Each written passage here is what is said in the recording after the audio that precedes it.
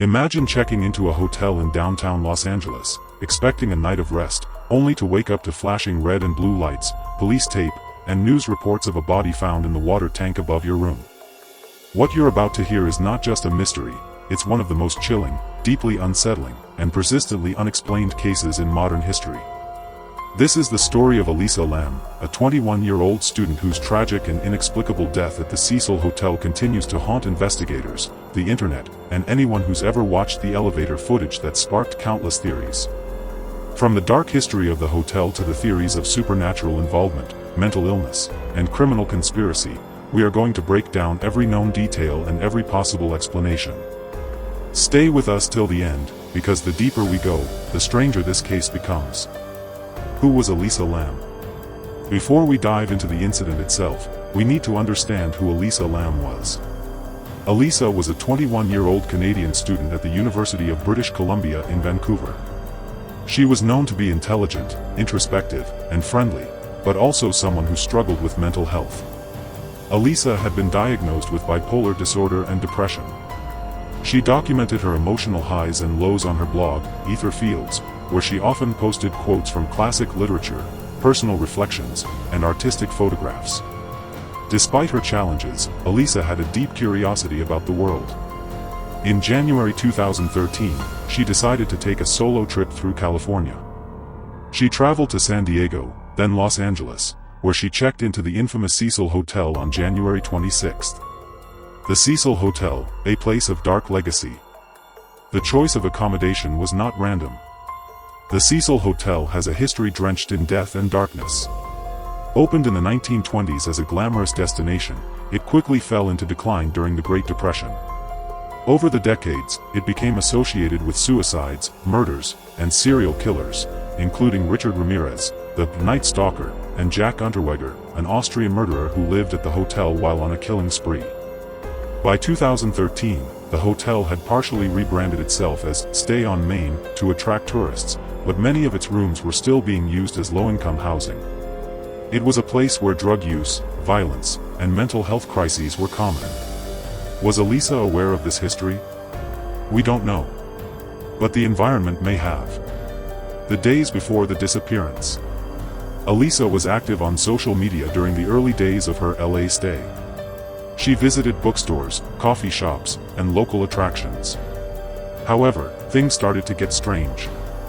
Hotel staff reported that Elisa was moved from a shared dorm-style room to a private one after her roommates complained about her odd behavior.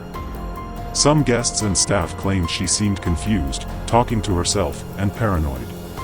Others say she was friendly and polite. What exactly happened in the days leading up to her disappearance remains unclear. Her last confirmed sighting was on January 31st, when she was seen by hotel staff and possibly by a bookstore clerk. After that, nothing. The disappearance. Elisa was scheduled to check out of the hotel on January 31st. When she didn't, her family, who had been in regular contact with her, became worried and contacted the LAPD. A missing persons report was filed, and a search began. Police searched her room, the common areas of the hotel, and surrounding streets. Dogs were even brought in, but they couldn't pick up her scent. Initially, there was no public alarm. But that would change soon, and drastically.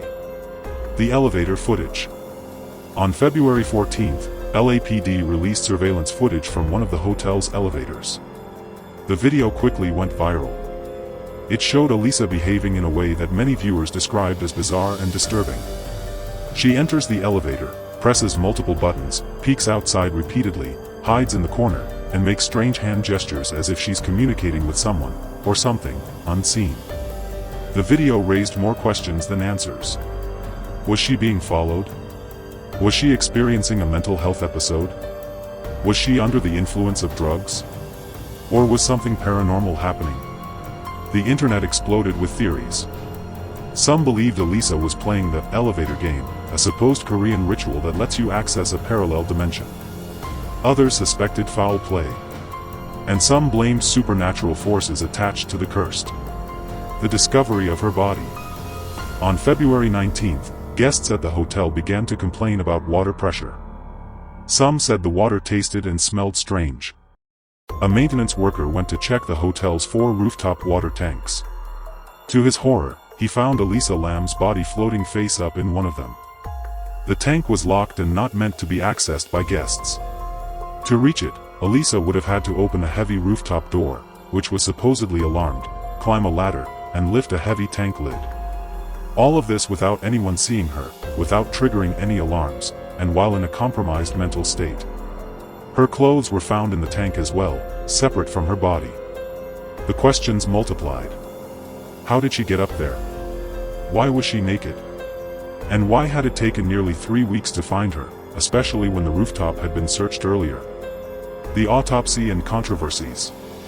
The autopsy report concluded Elisa's cause of death was accidental drowning, with bipolar disorder listed as a contributing factor.